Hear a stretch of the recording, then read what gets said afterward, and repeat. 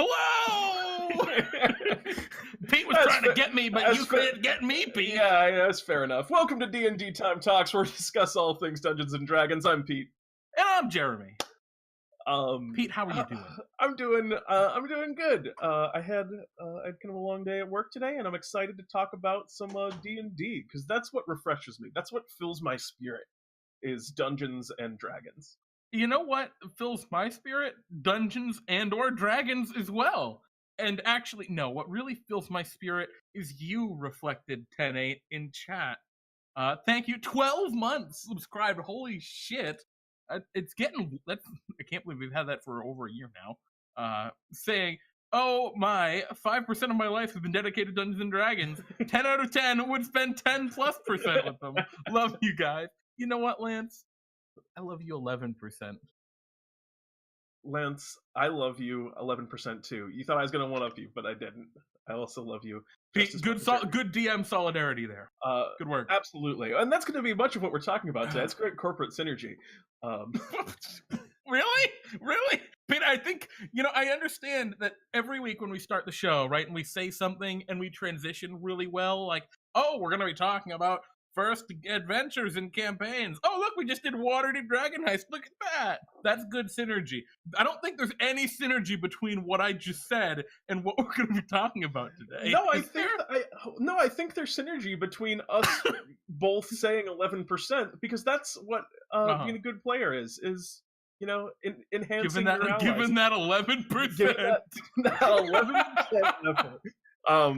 I think without tipping our hand as to what we're going to talk about and get to all the juice now, I think it will become clear over time what in God's name I was talking about. Hello, everyone that's hanging out. It's good to see you all. Yeah, I'm feeling pretty good today. We're going to be talking about a great topic, a topic that no one wants to hear, but everyone needs to know. The topic is how to be a better player. We're going to talk about playing from the other side of the screen when you're not the dungeon master, when you're just a person at the table. Everything from, player etiquette and ways to kind of engage with your other players to just make the whole experience more fun for everyone. Just rich in everything rather than ruin. Amen, Jeremy. Well, I don't know why I said ruin like that. You said it in a very devilish manner, as if to imply that was your intent. But yes, that's actually what we were going to be talking about. And today when we're speaking about it, I think in a lot of these conversations, when people are talking about how to be a great player, what's emphasized and where people really focus is on role-playing tips and tricks. How to role-play better, how to better get into character, how to do character voices, and a lot of the kind of flair that in a lot of ways is associated with great players, but we're not going to be talking about that. Maybe, a touch at times, teeny bit, in conjunction with other things that we're speaking about, but we're just going to be focusing on how to be fun and how to make the game fun. We'll be talking about a little bit of some kind of basic improv principles that aren't necessarily role-playing based, but just on storytelling in a group based, that kind of thing, and how to use those things in your everyday games.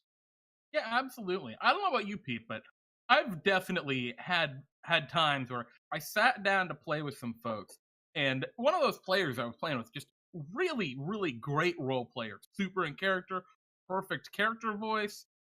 They have all their stuff, and they are just the worst person to play with. It's just not fun at all. You know what I'm saying? Absolutely. You know that feel.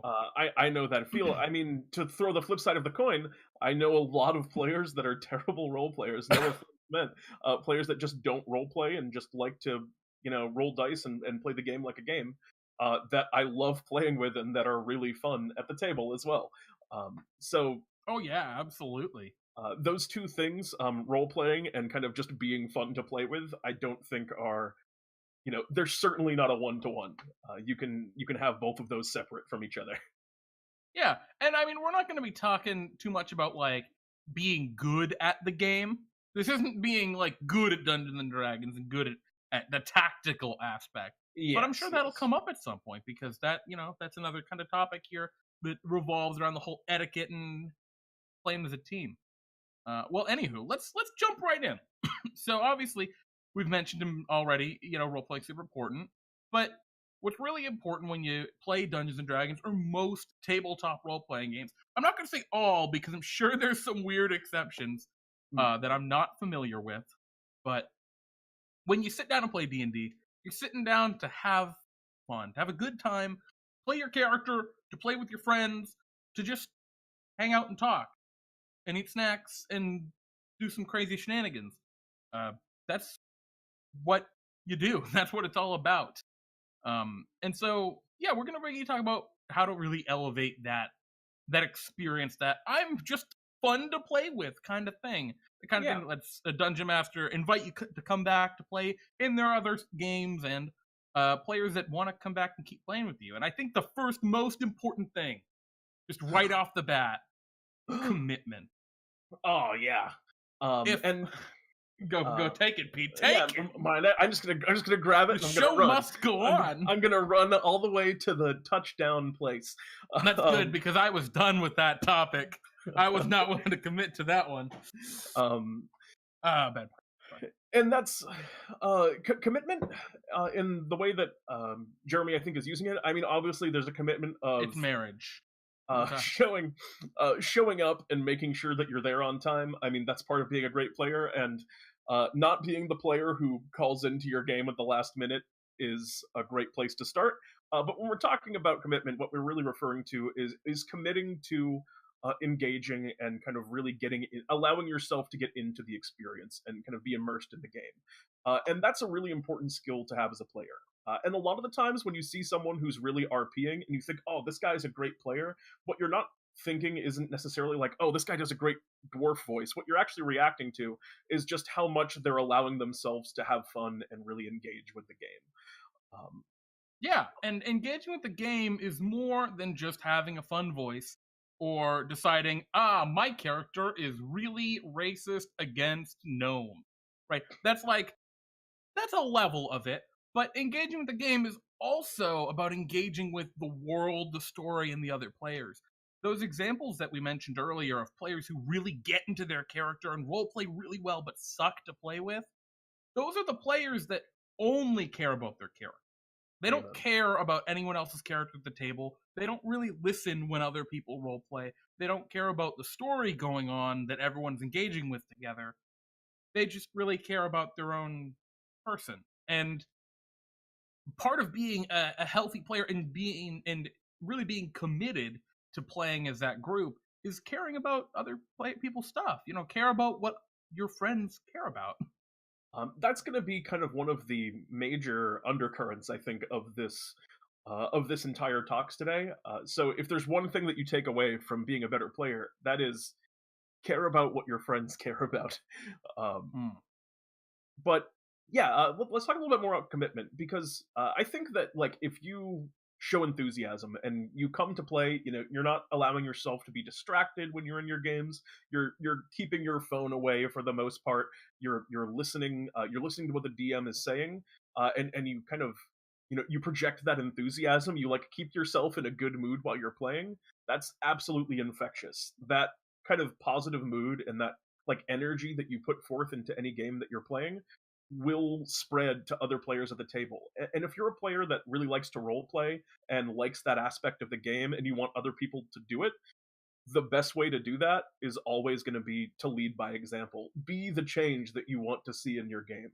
And if there's other things that you want to do in your game, if you want to really kind of play a lot of tactical elements and that's what's fun for you, really engaging that and encouraging other people and kind of speaking, expressing those desires both by actually just saying, hey, I kind of want to really focus on the tactics perhaps before an encounter. It's okay to just be honest about how you feel about stuff like that. You don't necessarily have to do it in character. You can just say, let's plan this out a little bit. I want to engage in the tactics, and also just leading by example and speaking to people and bringing up those kind of points in character or in game.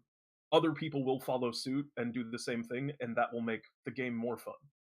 Yeah, and being committed to the game and listening to what everyone at the table likes and figuring out, as a DM, that's a really important role, important skill to learn, is understand and learn to learn what your players like. But as a player, it's even more valuable because it gives you all these great opportunities to engage and play off of people in other ways. We're going to talk about that in a minute. For Um, sure. Now, of course, there's always a kind of point of diminishing returns in this kind of stuff. But for the most part, like, there's nothing.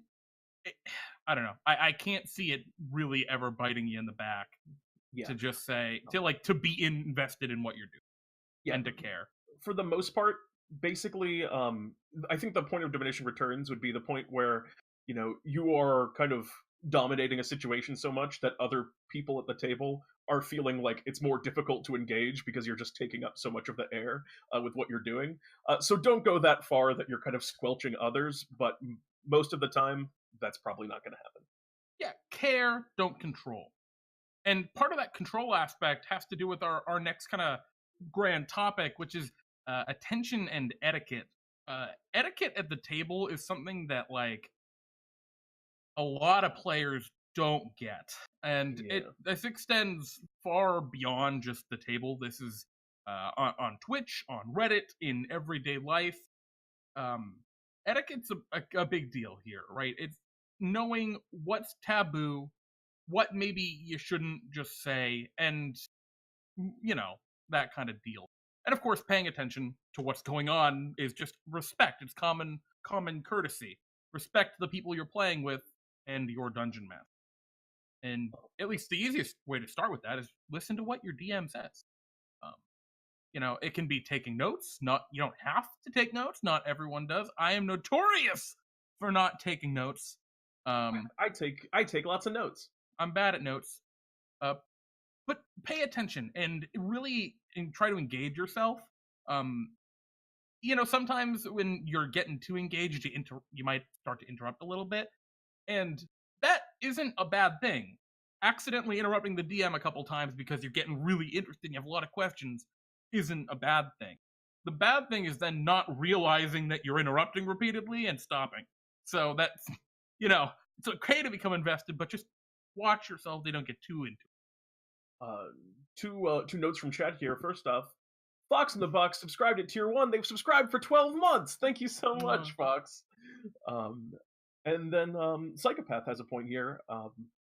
I have a problem in one of my games. I want to do something because my character would do it, but they prefer to be a little bit meta and ignore certain things. For example, waiting 20 hours doing nothing to take a long rest. My character wouldn't simply wait, so I went to explore and wanted game time learning about the area, and they were upset about it.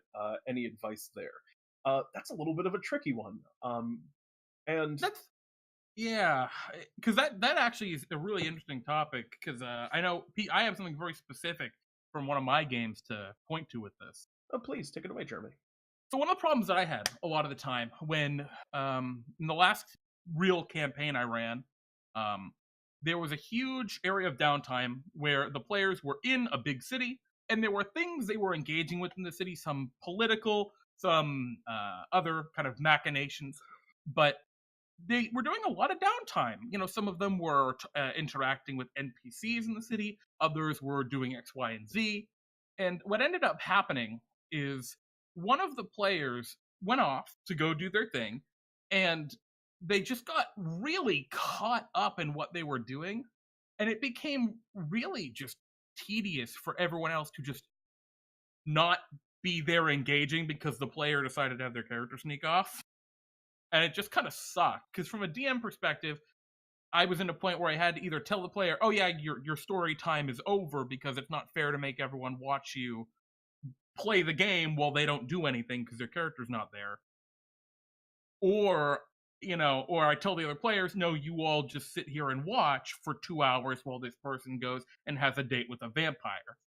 And it's like, it's a really, really weird situation to kind of put your. And I think one of the easiest solutions to that is, from a player perspective, come in with a compromise. Say, hey, Dungeon Master, my character is not really the kind of character that would just sit around and, in this case, right, and do nothing. Is there a chance maybe we could just roll a die and say I'm exploring nearby, and it's light activity so the other folks can be around? And that's a pretty good compromise there, right? You're not totally wasting time. There's something there. Now, from another perspective, maybe the Smash says, no, it's super dangerous. That won't really fly. You'll probably just get killed. And in that case, well, kind of sucks. Maybe you talk to the DM again later about it and explain why you feel that way, and maybe their opinion doesn't change. That's fine. But maybe come up with something your character can do in the meantime. Like, I know the tool proficiencies provide things that characters can do. In the campaign I'm playing in right now, we have the elf in the party. Yeah, they only have to sleep for 4 hours. So they took cobbler's tools to spend their other 4 hours repairing shoes. Something just like nice and yeah. And also, it also comes down to a degree to just, it seems like you may have done this as they were like a little bit upset about the idea. But you just gotta kind of like talk to the players and say, hey, this is kind of why this is the kind of the way I want to play. And, just explain that sentiment to them that like, it's kind of frustrating for my character who wouldn't necessarily do this, to have to, wait around for all this time. And I completely lost where I was going. I had such a destination, Jeremy. I've become befuddled. I'll return to it when I think of it. I mean, I think that the big kind of tie-in and takeaway here, right, is there are situations where players are going to want to go off and do something alone. And the best thing that you can do in those situations is either make it so they aren't actually alone, or there's a legitimate reason for other characters to be there if something important happens or if they want to interact. And B, if you do have to do something alone, make sure to make it quick, right? Say, hey, I go explore, can I just roll a check?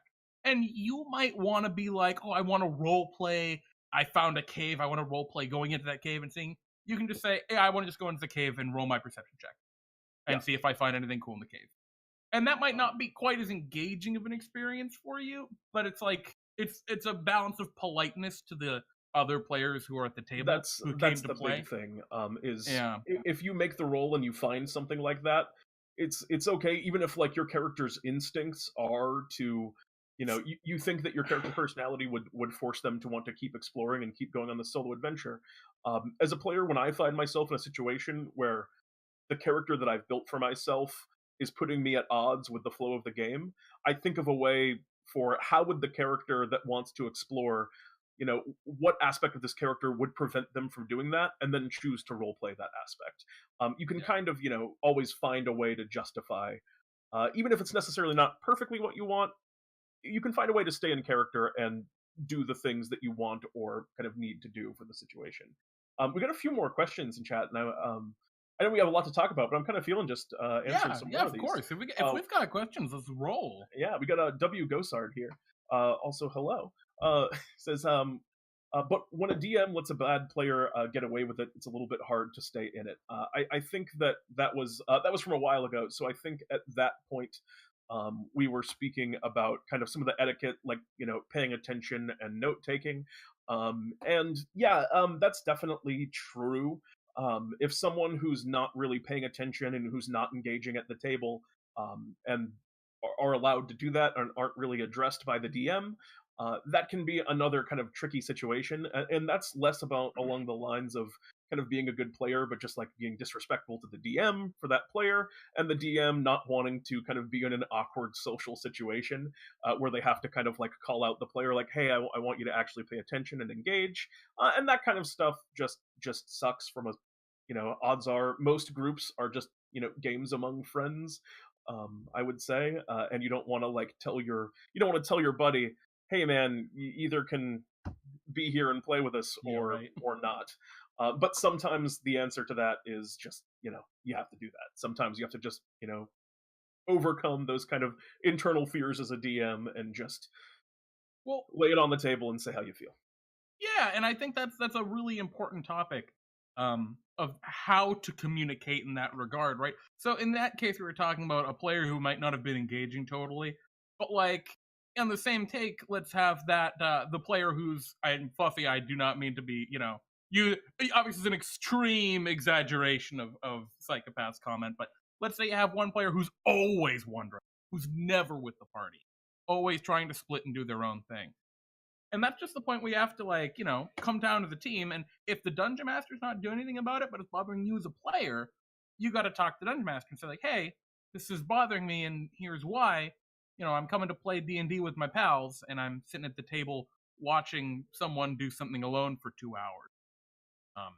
And yeah, I mean, that's a very, you know, a real, very reasonable way to handle that is just say that to your dungeon master. And maybe say that to the player too. It's like, don't put it in the perspective of you are doing something wrong. Because as soon as you call someone out like that, they're always going to get defensive. Say it more like, hey, I really wish that, you know, maybe my character could come with yours sometimes when you go to do these random things. It's just kind of, as cool as it is, the stuff that you're doing, it'd be great if we could all be a part of it, right? And we could all, you know, we're here to play this game as a team. And it feels like you're carrying the team. And when you say it like that, right, first they're going to feel great because they're going to be like, oh, yeah, I'm doing real good. But then they're going to be like, oh, yeah, we are all here to play the game together. That makes a lot of sense. When you put it in a really logical kind of perspective like that, which is like, I just want to play with you. That's why I'm here. Most people will get it. And, you know, some people will get upset by something like that. And if they get upset first, even if you're upset because they're upset, you got to think, like, did I put that in a bad way? Did I come at that from a hostile or the wrong perspective? If the answer is yes, you know, apologize. Say, like, hey, I didn't mean it like that. This is what I really meant. And try again. It's interesting how much of the game comes down to just, like, interpersonal relationships and just communicating with each other and speaking, which isn't surprising as it's a collaborative storytelling game. But there's very few games where you flex those just, like, you know, social etiquette muscles more than in, you know, problems within a D&D group. Oh, and I just think it's interesting. I see this excellent comment here on Fluffy or Psychopath 23. I do have things to do in the downtime. I have thieves' tools I've been practicing, primordial book for dummies, all this great stuff. I have talked to DM, and they just say, play as you want to play. I'll let you know if you do something wrong. That, I think, is an issue there with... poor phrasing, I feel. I think the sentiment is close to the right place. The idea, right, is like, the DM knows all. And... Yeah, I think it's just a matter of being like, talk not just to the DM, but to the other players too, right? Be like, hey guys, you should speak to I really want to do this stuff, and I'd love it if you all engage with it a little bit more. And I think that compromise, right? Being like, hey, if we're just walking around, can that be considered light activity for a long rest? I think, Data, get down. It's a good idea. That's a good kind of compromise that I think most GMs will buy, right? It's not the GM's responsibility to tell you when you do something wrong. It's their responsibility to adjudicate and run the game in a way that is the most fun for the people that are at their table at that time. And obviously, it's not the most fun for you right now because you got a problem with it. So that's why you gotta, you know, the DM is doing something wrong by just kind of shrugging it off. Now, don't say that. Don't come at it with that combative perspective, but that's just the fact of the matter here. For sure. Maddie Morgs, hello. Hello. And also, we have one more question here right now from Bloody Red Skies. What if a player is trying to get another player to play their characters to what he wants rather than the way they want their character would play? What would you do? And the answer to that is, for one thing, that's something where you just have to speak to that player and say, no, I'm not going to kind of play the character. You know, you can't really decide how I'm going to play my own character. Because did I interpret that rightly? Is that what you got, Jeremy, as well? Yeah, I think someone else telling you how to play your character. And maybe that's a mechanical thing, like your backseat gamer. Those are very, very common. And here's the thing. They never mean it in a bad way. I'm sorry, very rarely is a player saying, oh, wow, you're too stupid to run your character. Let me tell you how to do it. Because you probably don't play Dungeons & Dragons with those people. So if that is the case where that's what they're doing, then you stop playing with that player. Don't play Dungeons & Dragons with that individual. And I think that simply expressing to that player that I want to play the character that I want to play it. And if you have kind of suggestions and things that you want me to do and ways that you want to act, speak to me in the game through kind of the context of it, and I'll see if we can get some work done, so to speak. Maybe we can kind of find a compromise between what you want, because if the way they're telling you to play your characters, oh, your character is, they're telling you. I think the most common example of this is with regards to alignment, where they're telling you, like, oh, you wouldn't do that, you're lawful good. Well, maybe speak to my character and learn a little bit more about them and find out that maybe they're not quite as good as you thought that they were. And if it's something where it's their own kind of desires getting in the way, where they want you to act in a way because it, would I was benefit immediately them. thinking of combat.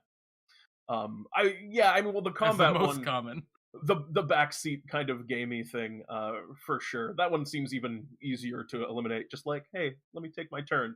That's what I tell to as a DM. This is just a quick side note. As a DM, if you see someone backseat gaming someone else, I recommend telling that person to not do that and to let the person who's being backseat gamed just take their turn the way they want.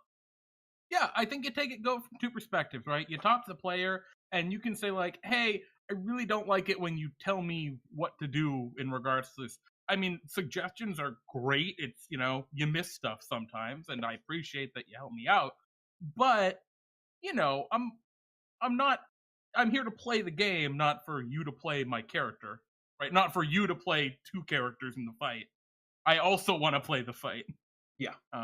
And you tell the player that, and then you tell the DM, hey, this is really bothering me a little bit. If you notice it, if you could just ask them to let me take my turn, I'd appreciate it. You're kind of the dungeon master. You're the intermediary in combat. I don't want to start a shouting match or anything. It'd just be a lot easier if you could just, butt in when you see them telling me what to do. Or maybe it's even better if you just say, hey, you know what? If they talk to me in character and their character called out in like their goofy character voice or whatever, what they wanted me to do, that might be a little bit better. I know I would be more okay with that. Because then afterwards, it's a contest. It's a contest of characters. Because if the player being like, oh my god, why didn't you haste me? That's a very big difference between the character being like, ugh, I could have used the haste to run faster. I'm just a wee little dwarf with squat little legs. And you know what? That would be certainly more reasonable, and it keeps the tone a lot lighter, and it keeps the mood up of the overall group, which is, as a recommendation, if you do want to kind of critique a player's play in some degree, which isn't necessarily a bad thing as long as you're kind of understanding about it and you know that you're being polite, that's a great way to do it, is by doing it in character and speaking them in that way. Not that I want to encourage people to spend a lot of time critiquing other people's play, but keep that in mind as an option if you really feel it necessary in a given situation. But like, we've had a few.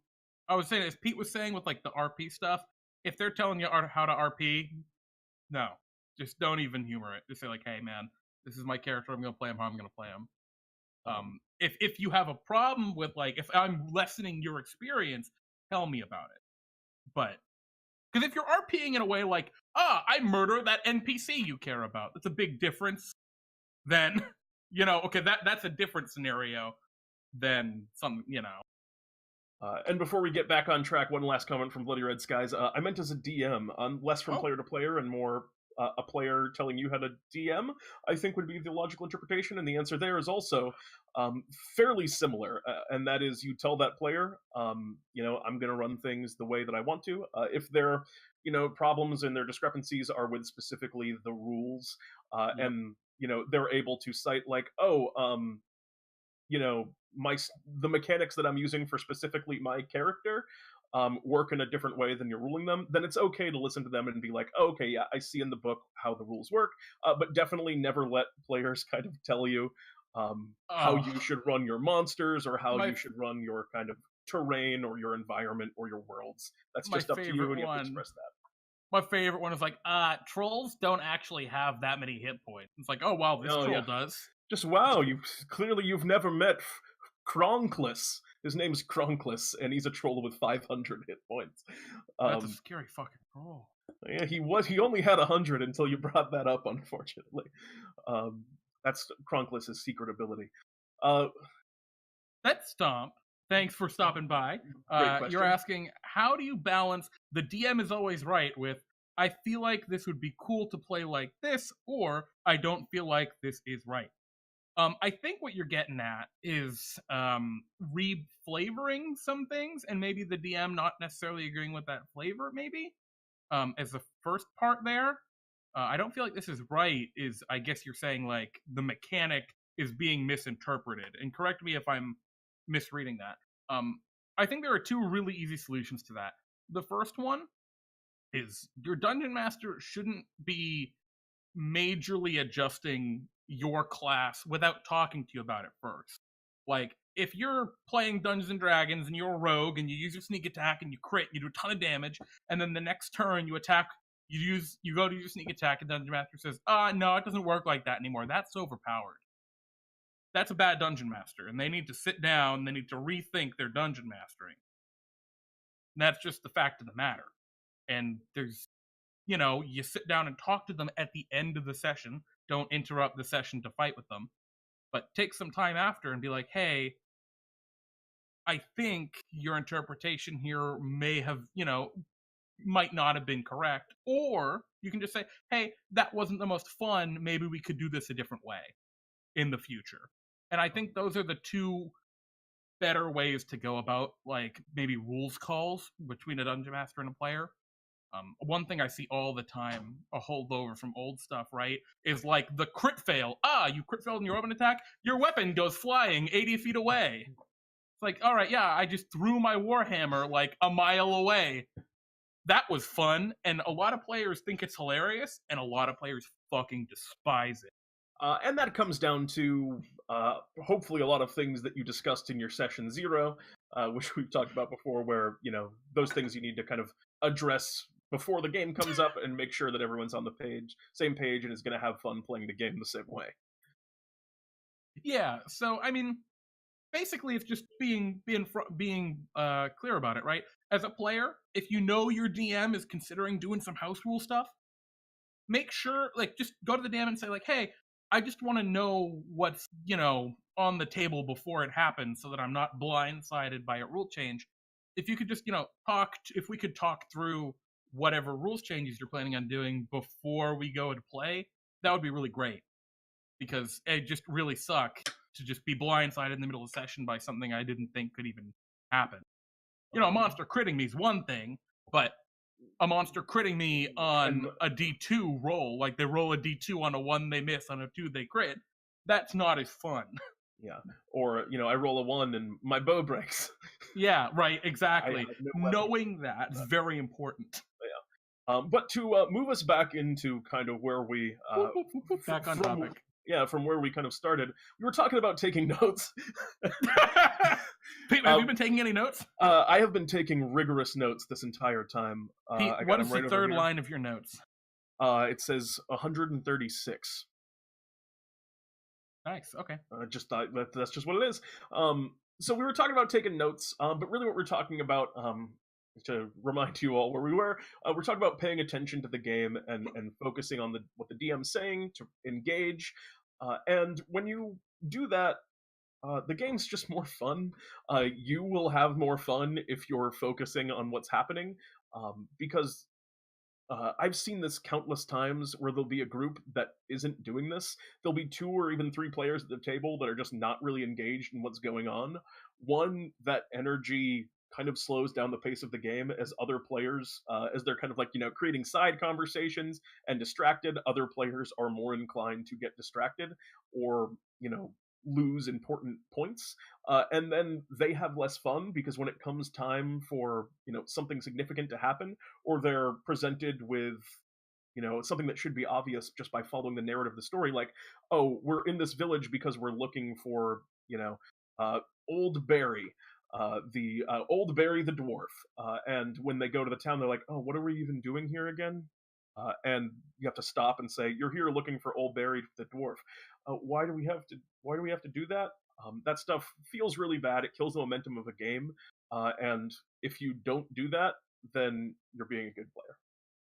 Yeah, and I think one of the more fun kind of archetypes you can, I guess, archetype's not really the right word, but things you can kind of do as a player. Have that character that's always repeating and questioning like their goals. Like, all right, so we're in this dumb town looking for Barry, and why are we even looking for Barry again? Something about his sister? I don't know. Like have that character that's just that voice of dissent. That's a really fun way to play into that, right? Or maybe your character isn't the voice of dissent. Maybe your character is really The voice of invested in assent. Yeah, it's like, I hope we find poor Barry soon. Who knows the dangers the forest that could have taken, right? You put these two different minor. It's just like it's a sentence, right? A sentence. You say one sentence role playing while maybe you're traveling to town to find old Barry, and it kind of hammers in. At first, it tells your GM, "I'm listening. I'm paying attention to what you're saying, and it matters to me, and I'm trying to engage with it." And secondly, it gives all of the other players a chance to engage. Maybe your halfling's like, "Yeah, we're not getting paid enough for this. Like, God, we're crossing the land, going into an old forest, looking for some dwarf named Dabari." Like, right? And it gives this cool opportunity for your other characters in the party, your other players, to roleplay back. And so that's is it a particularly hard thing to roleplay? Just repeating your quest, pretty much verbatim, maybe in a voice. No, that's not super skilled roleplaying, but it's part of being a better player and a better role player at the table because it's making easy opportunities for everyone. And part of that actually goes to our next kind of point in this attention and etiquette deal, and that's understanding your character. You can understand from a RP perspective your character. Know what your character cares about. That's important. Just in the background, it gives you your bonds, personality traits, flaws. Know vaguely what those are, and that'll really help. Those situations where there's a moral dilemma and the party's just sitting there like, and they don't know what to do because you as a person say, I want to save that person from a tree. I want to save that cat in a tree. But you look at your character and their bond is, I fucking hate animals, right? And all right. Even outside Makes of that, it quick. Yeah, even outside of that, know your character mechanically. Know what your character does. Read your character sheet, track it well. Make sure if you have questions about what your abilities do, it's which is okay.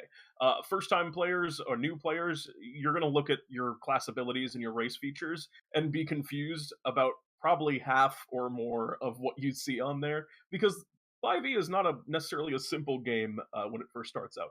Definitely easier than it looks, but not necessarily easy.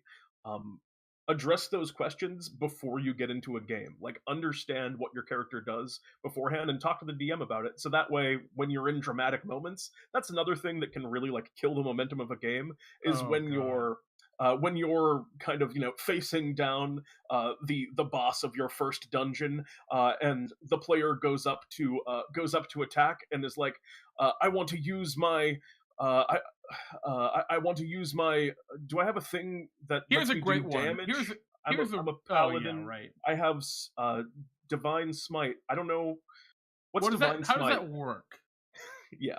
Or an even better example of a really bad situation. You're like, oh man, I have a spell called Heat Metal. Let me heat up my paladin's metal sword so they do more damage. I've seen that before. And for those who aren't aware, heat metal burns the person holding the metal and makes them drop it. So it does technically make the weapon also do more damage if you want to take that risk. That is Dungeon Master being kind, but it's the kind of deal where knowing what your abilities do when you go to use them is important. Especially if you're an experienced player, everyone's got a couple weeks of flex.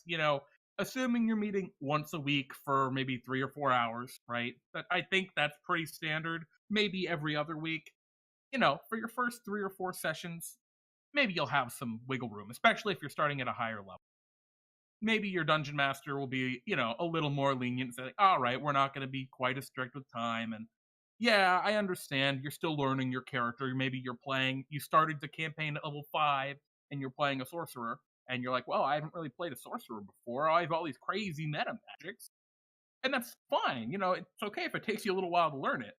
Just by the time you you've leveled up a couple times and you've been playing for a couple months, and like you should know what your character kind of how it works by then. It's just a little rude to everyone else not.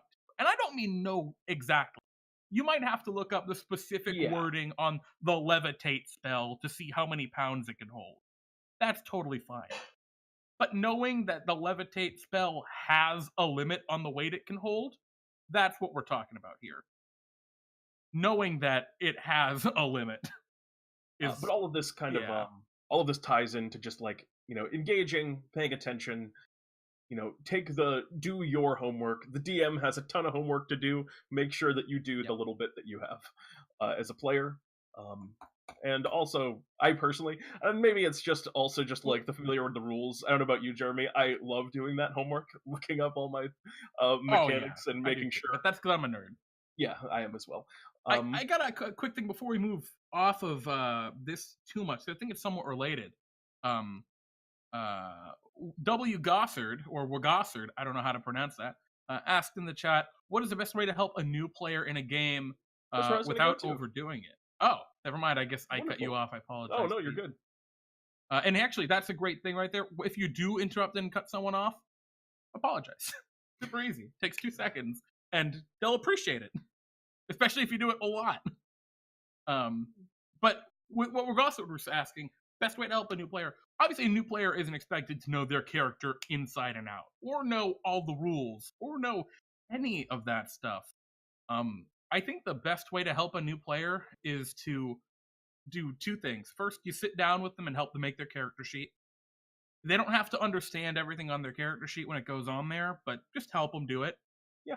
And then the second thing is you tell them, hey, if you want to do something and you don't already know how to do it, ask us how to do it. If you have anything that you want to, if you think it's even remotely possible for your character to do this thing, ask the dungeon master or something how you would do it. What do I roll? What do I have to do? And that's all that is. If you just tell them to ask that question, because odds are you'll have an answer to it, right? And they'll realize pretty quickly what they can and can't do. Their first thing they ask is, hey, can I swallow that tavern? I want to eat the whole tavern. You say, no, there's not a roll you can make that does that. Oh, okay, so that's too far. Can I play darts since we're in the tavern? Oh, yeah, you can roll a dexterity check. What's that? It's the number next to your dexterity. Okay, And I think the kind of the underlying key here is like don't necessarily go out of your way to help them unless they actively kind of want you to. Yep. Let them, especially for a new player. One of the biggest joys, and it's something you only get to experience once as a new player in Dungeons and Dragons, is figuring out how it works. Not just the mechanics of the game, but how role playing works. Like I've seen the lights go on for people so many times where they all of a sudden get it, and kind of forcing them to that point, just letting them fumble around and kind of figure it out for a little while is an absolute blast. I remember I had a player once who was his first time. He didn't know what roughly he could do, and he had the prestidigitation cantrip, and at one point, someone was asking the group if they were able to, if they could prove themselves as adventurers, see if they were worthy of the quest that he had before him. And I just watched the little light bulb above his head go on, and he goes, "Hey, can I like? It says I can like make a small object. Um, can I like make a flower with my prestidigitation cantrip here?" And I was like, "Yeah, absolutely." And then he just goes, uh, presto, and he like holds out his hands dramatically in like a role playing for as he summons like a bouquet of flowers like a cheap magician and goes, does that answer your question? And in that moment, it was a funny moment. Everyone at the table laughed and he got it. And that's the moment of Dungeons and Dragons that everyone has where they realize they can just make shit up and do whatever they want. So let the player explore that and have that moment. Yeah, knowing how to play 5th edition D&D has nothing to do with playing 5th edition D&D. That's the greatest part about this game. Once your character is built, the game is so easy to play. You just need one person to have any even remote idea of how it works, and you can make it work, and it'll be a ton of fun for everyone. At least that's my personal take on it. From all of our, I mean, Xandril in chat hit our first player in D&D time, like our first I didn't actual know that. player. That was his first time playing 5th edition D&D was with us, I and didn't know that. I go so far as to say Xandril is a consummate professional. Maybe not a professional, but he loves playing Dungeons and Dragons. He's great at it. He plays Kurogun in D&D time, and An expert. a ludicrous cast of other characters. So many characters. But yeah, you don't have to know anything to play D&D. And I think letting not letting them, but telling them to ask is the most important part. Yeah. A lot of times I've just kind of assumed that the new player would ask questions, and a lot of people don't because they're shy or they're bashful. So give them that extra, like, hey man, or hey bud, if you want to try to do anything, just ask how. You can probably do it. We'll explain how. Super easy. Just put it like that, and it'll make everyone more comfortable. And honestly, I think it'll just be a great time. That's my actually extensive experience here with DnDTime. So I'd say it works pretty good. Yep. If there's anything that me and Jeremy have done a lot, it's play D&D with new players. And I love this from the T-Stomp. As a relatively new player, it's always awesome to have those aha moments when you figure out how things interact in cool ways or how to use mundane spells. Oh, it's the best. When you first find out, like, wait a minute, I can use prestidigitation to make them soil their pants. This is what you get for snubbing me, dumb person at the bar. Think you'll charge me 5 gold for a beer? Never again. Have fun with your poopy pants, bartender. So let's talk a little bit more about. We've spoken about kind of like some of the etiquette and some of like the paying attention to the DM and all that. I want to talk about paying attention to your fellow players. Yeah. Because this is the juice, and this is the thing that I really wanted to talk about when we're talking about being a better player. This is how you move from that, oh, this guy meets the requirements of being a player, to this guy's really fun to play with, and that it was the gender neutral guy, of course there. So to do that, I think we want to make a distinction between like listening and paying attention. Paying attention, you're focused, you get the proper nouns, you know what's happening in the game and you understand it. But listening is going a step beyond and really like thinking about what your fellow players are doing, what your GM is doing, and actively trying to promote that and play in a way that makes them have fun, and that makes the group at large have fun and do the things that they want to do. I know, I love that. One of the things I play in a game every week or so that it's fairly new starting up, but we have one player who, they have a little trouble sometimes with the role playing side of things, but they really are getting into it, and it's not like they're embarrassed by it, right? It's more of just they have trouble putting their words together, and it's hilarious. And they think it's hilarious. And it's a lot of fun, especially because they put their character in really goofy situations. And one of the things that I know, and actually one of the huge benefits I have for playing online in that game, I just, whenever they're obviously going into one of those spots where it's like, when they're going to do something like that, I'll just mute my microphone so I cannot interrupt them. And if you're going to be like, you just cannot help but be like, no, what are you doing? Right? If you're going to be in that circumstance, whether it's in combat or a goofy role-playing moment or whatever, sometimes that's not a bad idea, especially if it's a very frequent thing. Just knowing I can't help it, I don't know, at least for me, that's an interesting tool that I have had because I get very invested and it lets me just listen without interrupting in their moment of blunder or glory. That's an interesting one. I've never tried that myself. Let them have their blunders. But they've earned them. That's a fun one for sure. And as a player, you can look around at your other players and see those kind of details. Just like Jared was talking about doing kind of. I assume that was from the DM screen for you. What? were you referring to like muting your microphone and just letting them make these mistakes? That was you Oh as a no, I'm a GM? player. Oh, you're a player No, in that that game? was as another player. Oh, I'm that's like, excellent. yo, yeah, absolutely. Especially if my character's not there, and I'm like, I don't want to interrupt them. I don't want to interrupt them. I'm gonna just let them do it, and it's amazing. It made some of the some of the best moments in that game were just me muting myself and letting them go, and Uh, just like watching the beautiful moments. well, just as you can kind of just not interact and just kind of let people do the things they're going to do, you can also actively try and promote those kind of situations. Let's say you have a player in your group. You have a player in your group that loves to drink, and your character is kind of a teetotaler. You can challenge them to a drinking contest, knowing that they're going to lose, that you're inevitably going to lose, but letting that player get the opportunity to one, kind of flex their drinking muscles and show off how much they're able to down, and just have the opportunity to do the thing that their character is good at and that they built the character to do. Because Absolutely. when a player includes an aspect like that in their character, they really want it to come up, and that's the thing that they want to have fun doing on this character.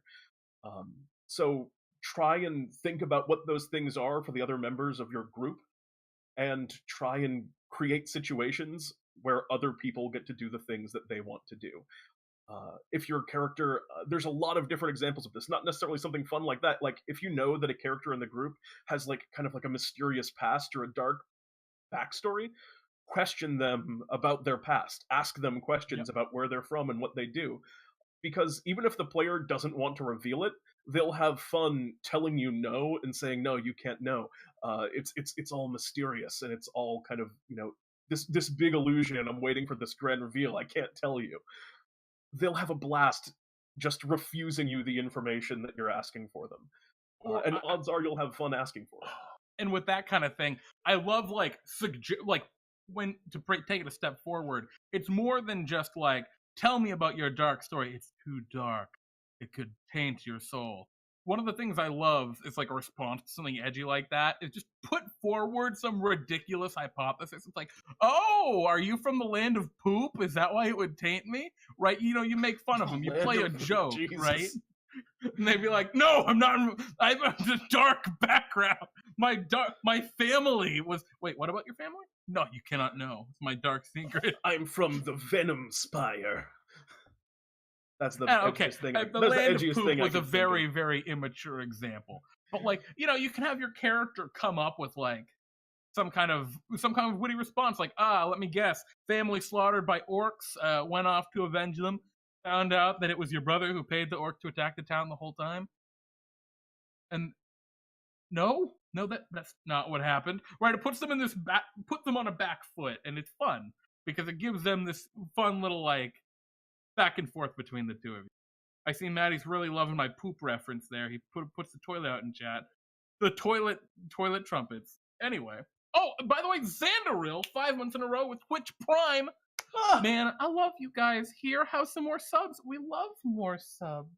Thank you. That makes me feel warm and happy inside. Thanks so much, Alex. We love you too. I've been waiting for an opportunity to fit in that call out, but I was so distracted with listening. Venom Spire. Damn. Hint at new DnDTime world. Maybe that's where Fun fact: Toxic Venom was a character in DnDTime. Yeah. A fairy dragon. But this is aside. This is aside to the point. Let's talk about party chemistry, Jeremy. Oh yeah. So may I start here? Please. I think there's a really easy way to build party chemistry.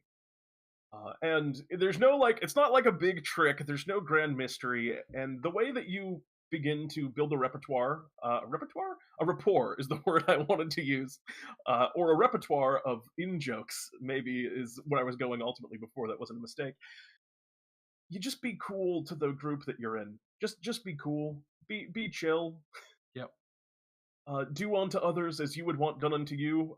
There's a lot of ways to do that. One, don't always prioritize yourself over others. If players have different goals and different desires, be willing to kind of say, basically, just always make compromises. Like, yeah, we can go I want to do this thing, but we can go do your thing too, and then also your other two things, because I'm assuming you're in a party of four, because most are.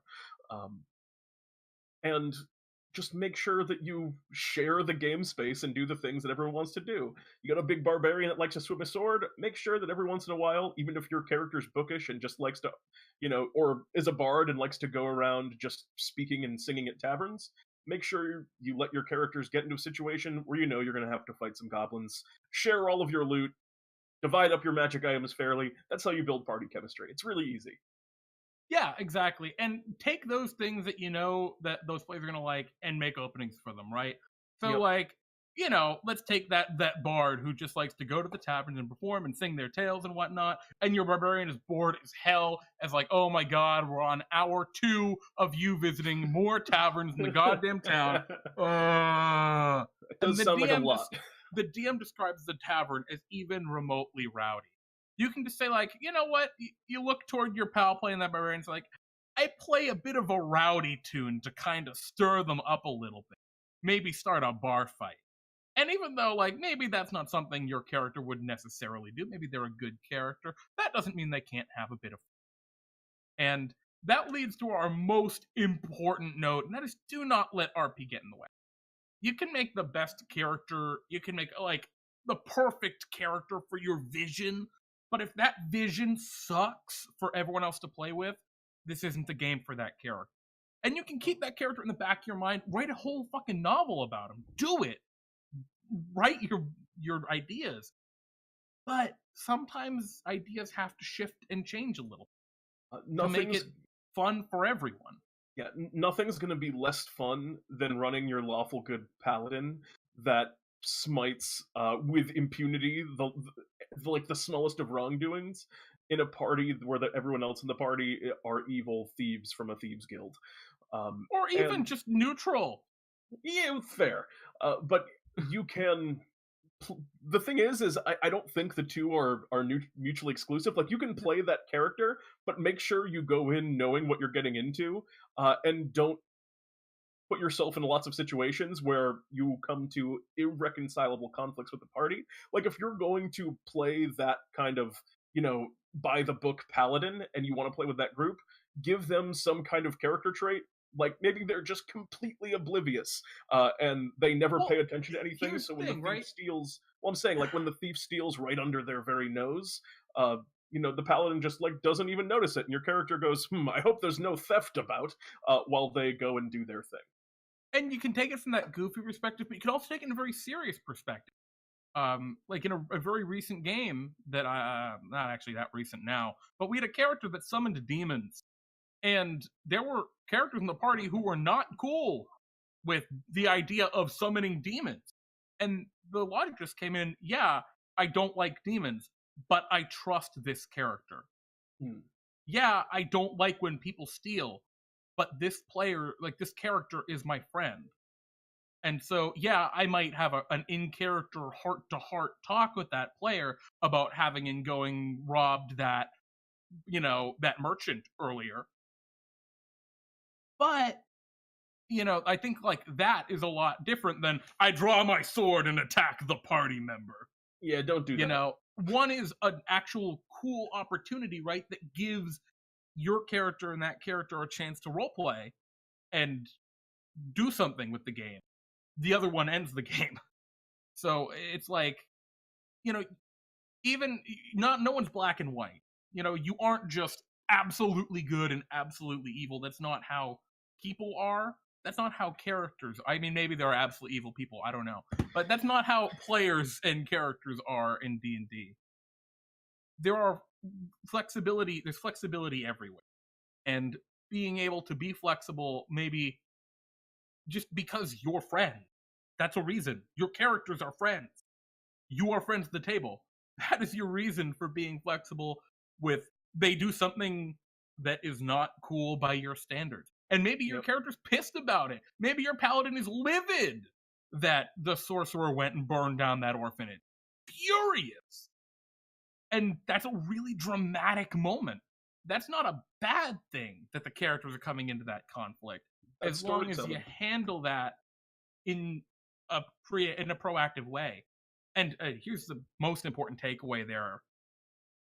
If you're going to be in that situation where your character is going to be angry at another character, before you even start that, just in person as a human being to your other friend you're playing with, let them know. Just say like, hey dude, so my character is livid at your character. I'm not mad at you. I mean, I might be a little annoyed at you, but I am not anywhere near as furious as my character is about to be toward yours. So just do not take it personally. This is just a conflict that's going to happen in the game, and it's going to be a cool moment for both of our characters to kind of talk and share their side of it and why they feel the way. Right? And that's cool, because you just told them, "Hey, I'm going to yell at you, but I'm not actually mad at you." And then when they get yelled at, it's not going to be out of nowhere. I'm not yelling at you. I'm yelling at Kvarth, exactly, the gnome rogue. No one likes getting just shit on out of nowhere. So knowing why it's going to happen and that it's like a thing that they can be a part of it's important to just have that really super easy. It's so easy. It took 2 seconds just to say that. And I want to offer one more kind of like the opposite side of the coin, because a lot of the times, you know, this kind of idea is often applied to not letting it, you know, other people, not getting in the way of other people's fun, but also don't let your character get in the way of your own fun. If you're playing a character and you think, you know, perhaps you're going to raid a local kobold town, and you are playing a kobold, and you think, oh, my character would probably never want to do this. It's his own people. He would never go and kind of take down these kobolds. Find a way, using the same kind of methods that we were talking about before, figure out why your character would do it. Is it his loyalty to the party? Is it his kind of... a moment of blind bloodlust. Yeah, a moment of blind bloodlust, perhaps. But if you want to go and have fun, like, battling the kobolds, even though you know it's against your character, don't not do it because of who your character is. There was a great moment. This was one of a recent one for me, and a very proud DMing moment where I kind of realized this in game, where a player wasn't going to go and have this, like, there was this big kind of heist. It was kind of a sci-fi game, and there was a big heist in a military kind of outpost where they were going to steal a bunch of weapons and gear themselves up for the incoming sci-fi apocalypse, plot, so on. And one of the players was like a really timid doctor, and he was like, no, I'll stay back here and just kind of hold down the fort. I'll just get in the way as a doctor. And he was just going to stay there. And I looked at him and I said, but don't you want to go on the fun weapons raid? And he was like, well, yeah. And I was like, so go on the fun weapons raid. You know, we'll figure out why it happened, but don't just not do this, even if we have to talk about this meta right now. Don't just not do this, because then you'll just be sitting here bored for an hour while you see everyone else have an absolute blast stealing weapons. And never be afraid to do that, especially if 3 of the party members are going to one place and someone's going somewhere else alone. Like, hey dude, just come with us and we'll do your thing after. That's cool. Or hell, we'll do your thing first, then we'll do this thing. Right? But just always keep the party together. Splitting the party isn't about keeping the party alive. It's about everyone and being able to have fun the whole time. So, to summarize, compromise. Be cool. Listen to your friends. Listen to your DM. Have fun playing Dungeons and Dragons. That's about it. Hello, Momog650. Unfortunately, we're just about to finish up. Yeah, but you know what? Wrapping up right now. You're always welcome to join us here on DnDTime. We stream a lot. Yeah, like that's all I got. A lot. We'll be streaming again on Friday, where we're running some games. So I think now that we're Game Masters, well, don't lie. It's totally about keeping the party alive. Sometimes it's about keeping the party. Well, I mean, when shit hits the fan, all party ties break down, and you just run or throw a single dart at a noose. Anyway. If all the players in the party are in a combat and you're at full health and not in the combat by choice, be in the fucking combat. Don't just stand around till they die. That's all. This is a good No piece of Vindicism advice. here. Anyway, let's jump over to our final segment before we close the show. Ask Pete and Oh, Jeremy. I almost was ready to wrap up the show. I This is forgot where- about Pete and Jeremy's D&D. Ask Pete and Jeremy. There it is. This is a segment where you can go onto our Discord server, jump down into the Ask Pete and Jeremy text channel, and leave us a little question to ask at the end of the session. Before we jump into our questions there, however, I'm going to answer this one more in chat by Momog650. Do you guys ever stream any games? Absolutely. Every Friday we stream 3 1-hour adventures that are completely self-contained. They're like little one-shots here on the DnDTime channel. They're super goofy, super whimsical, and the best part, a ton of fun. The best part is you can play in them if you are interested. We run them with our community here, and there's like 12 slots every week, so a lot of people get to get in and play one-shots here with us on the stream. They're like an hour and a half, realistically. Yeah, not an hour. Semantics, logistics, it's all the same. They're a little. They're fun. They're fun. They're a ton of fun. If you're interested in like playing with us, we're new players, old players, veterans alike. There's a link below the stream here on how you can do that. Yeah, and then every other Sunday we've started Waterdeep Dragon Heist, which is a super cool city-based setting in Waterdeep, City Blenders, the Forgotten Realms. It's really awesome. I'm super digging the party we have so far. We'll be doing episode 3 not this Sunday, but the Sunday after. So we've really only just started. Super easy to catch up. I don't know. It's gonna be good. The last session was scary, but they made it out by the skin of their teeth. Spoiler alert. I should have said that first. Anyway, it's totally good. So check that out too. Yeah. Let's start hitting through these topics. First Rex, question we got lined up right here. Rex, have your players ever found a plot hole? Jeremy? Yeah. Absolutely, dude. Here's the thing. If you go grand enough, nothing's a plot hole. So, I mean, there were just so many plot holes in my last major campaign, but then everything was like, yeah, there are like multiverses and stuff. And it's like, well, shit. There are literal parallel realities that are bleeding into each other. Guess your plot holes have no power here. Because everything's just crazy. How about you, Pete? I am sure. I can't think of like a specific one. I'm sure it's less of a lack of less of a solidarity in my stories and more of a more of a my players haven't told me that they've found my plot holes and are just merciful. That's it. Yeah, I can't think of a specific good example, but the answer is undoubtedly yes. Excellent. You can buy plot plugs on Amazon. I gotta get those just to fix my games.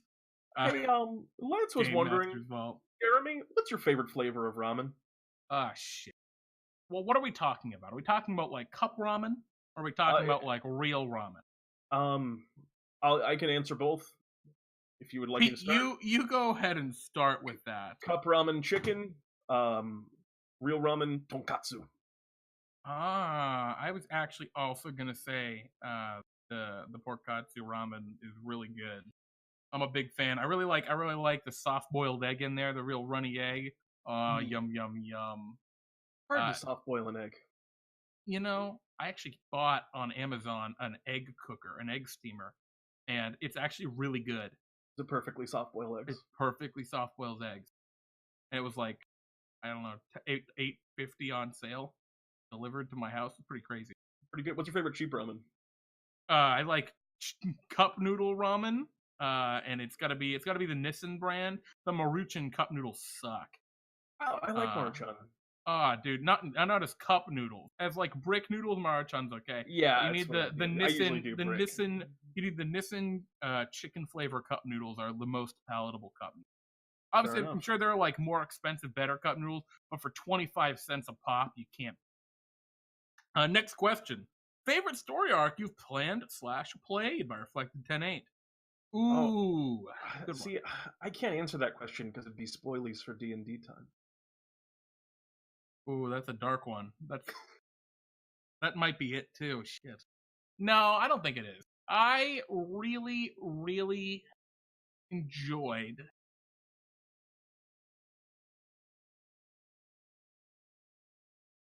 Hmm. Doom, doom, doom, doom, doom, Yeah, I don't doom, know. doom, doom. Fuck, it's hard. All of my campaigns that I've like played for an appreciable amount of time, I've really loved. But they're always all very simple. Like the ones that I think have been the best, quote unquote, are like my first Crucible campaign was. It's a very simple concept. There's a big bad here. They're doing bad things. Do whatever you want and eventually become powerful enough to defeat him.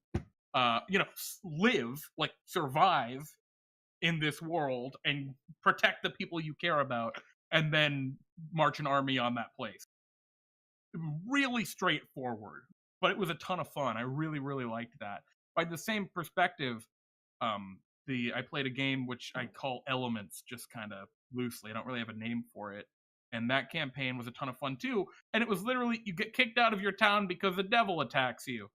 You walk around the world kind of aimlessly gathering allies and becoming more powerful. You find out there are cool relics and stuff. You get some of them, but not really very many. And then you go back and you kick that guy's ass and you take back the castle.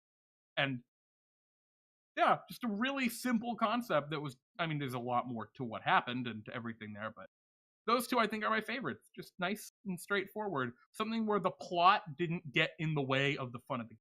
I think because I've seen that happen. I've done that too, where my plot got in the way of what was fun.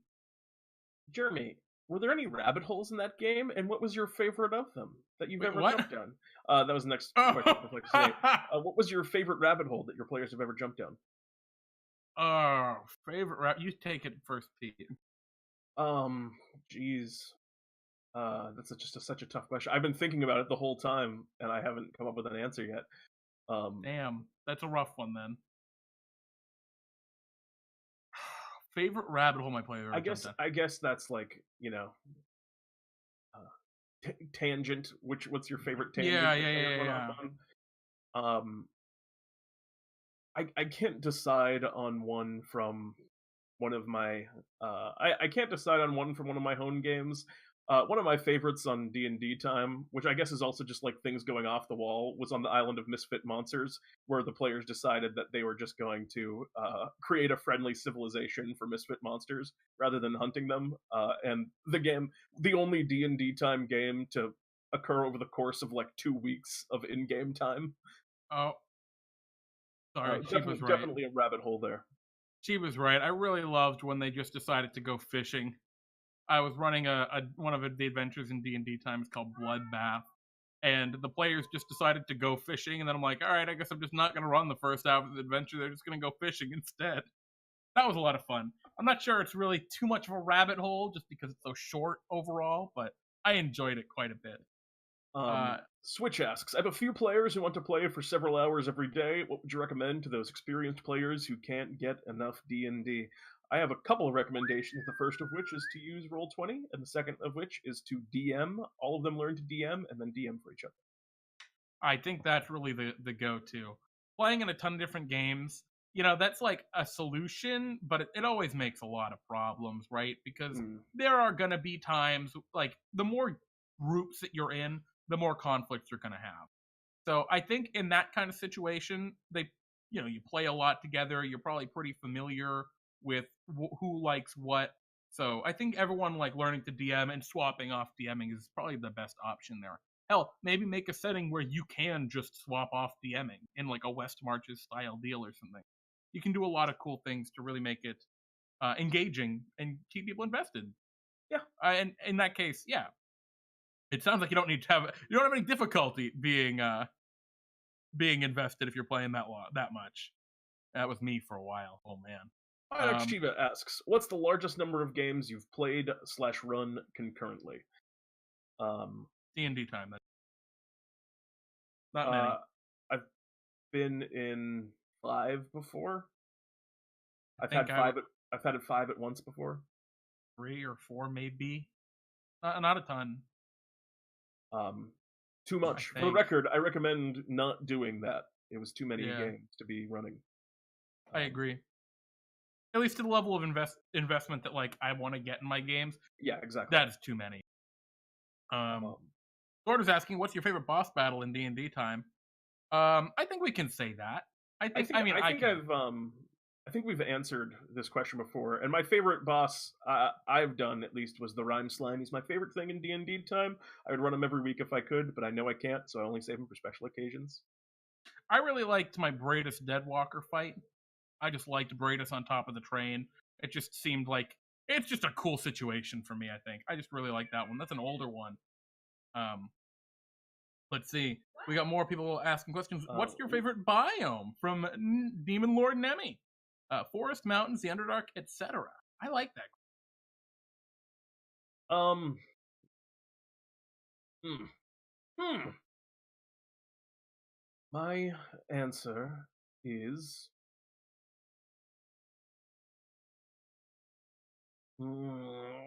Jeremy. Do you have it yet? Oh, me? That's a great question. I like Tundra. I'm a big fan of Tundra. Tundra and um Womp, just aesthetically, I Oh, really like them. swamp. I forgot about swamps. Yeah, Yeah, that might be my pick. aesthetically, those just really do it for me. I also like coastline. You know, I've never. I also like rivers. I like underwater a lot, actually, too. Yeah, Which people don't like, but I do as a dungeon master. it's fun to run. Crowley's pointing out a question from Momog in chat. What is each of your favorite class to play? Oh, jeez, that's a really good I question. What have is my three favorite that I class? have Thank three you, that I Crowley, by like. the way, for posting that. I appreciate Yeah, that. appreciate it. Um, I You like want me to go, cleric. Pete? I like cleric, bard, and rogue. Oh, really? Damn. All right. I really dig the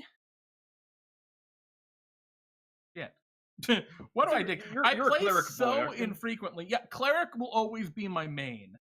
And there are things I like about a lot of the others. I really like some of the stuff about barbarian. I really like some of Oh the stuff fuck! I forgot about about druid. monk. I really like some of the stuff about ranger and sorcerer, and wizard. I really like a lot about wizard. But I'm a cleric main. That was my very first character was a cleric, and I will always love my clerics. Also, they're really good in 5e. Yeah. Switch is asking a very intellectual question. What is your favorite Dungeons and Dragons setting? And unfortunately, I'm not educated enough to Yeah, I give was you a gonna say good the answer same. on I mean, my answer that. would be Forgotten Realms because it's the only one that I have like any experience in. Yeah, I mean, I have like no experience with Dragonlance. I know enough about Greyhawk, but Funny enough, the one that I know the most about, which is now an official Dungeons and Dragons setting, is Ravnica, whoa, uh, which I'll say the Forgotten Realms. yeah, homebrew said it. No, yeah, I got nothing. Official Um, Dungeons and Dragons setting. I mean, the Nentir Vale kind of points of light setting is pretty neat, just because it's so ambiguous. I like points of But light settings in general. Forgotten Realms is like it's not bad. I like the amount of stuff there is in the Forgotten Realms, and the fact that no one actually knows very much about it, or at least the people I play with don't. So like I can just take it and then just start running with it. Like oh, look at this cool character that's super important to the Forgotten Realms. Let me just take them and completely change them to whatever I want in this setting. And it's great because I look like a really good dungeon master because I have all this detail. Uh, and I've just, you know, totally destroyed the setting. But it's fine because it was a lot of fun. And the players don't realize I'm just murdering the Forgotten Realms. I've taken a hatchet to the Forgotten Yeah, Realms and I'm I know bludgeoning. nothing. I'm happier that way. Uh, Bionic Shiva says, Pete, be honest, you're a bard boy. Tack is your spirit animal. J- J- J- Jeremy, he's never seen. Tell him that he's wrong because he's never seen me play Yorn, Oh, who's my spirit animal. Yorn is in fact Pete's spirit animal. It looks like Lance gave me a man of culture for my underwater, which that's me. But Um, yeah, I think with that we're just about finished up here. oh wait, Momog asked, which one of you do you think loves DMing more? I do. Um, I do double. That's I why I mean, waited a second to really, I answer. think I do though. No, I think it's me. I don't think it is you. It's me. Well, no, it's not. You Which- really love playing. I'm only okay at playing. Jeremy, it's me. I love to DM. Pete, I'm and- positive. I'm 100% certain. I'm Jeremy. I thought you were going to say me, and then I was going to say you, and we are going to have a nice moment. Oh. Well, I ruined that, huh? You've destroyed me, Jeremy. I triple dog DM you. Thank you all for watching. Thank you all for watching Pete and Jeremy's DnDTime Talks. Yeah, don't forget, we have we don't have anything, but Matty Morris is going to be on in, I don't know, some amount of time between 10 minutes and an hour and 10 minutes. And he's always a ton of fun. He's a really cool workshop channel. A lot of like what we were talking about here, you know, he talks about that kind of stuff on his channel. I think he said he was also doing painting today, which is always just very relaxing. It's going to be very, very just good. Just a lot of just chatting and painting. It's going to be some good stuff. I'm actually very excited. I really like Matty's channel, and everything he does there is just excellent. Also, like Bionic Sheep was saying, check out our Discord server. You can find a link to it in the chat right now. And check out our website, dndtime.stream. And of course, we'll see you Friday for Pete and Jeremy's D&D Time, which we already plugged earlier. So it's gonna be some shit. Yeah, right. We have our first Legend tier game. Not the boss battle, the game. So it's gonna be rad. I'm Pete. And I'm Jeremy. And this is D&D Time Talks. Good night. Everybody.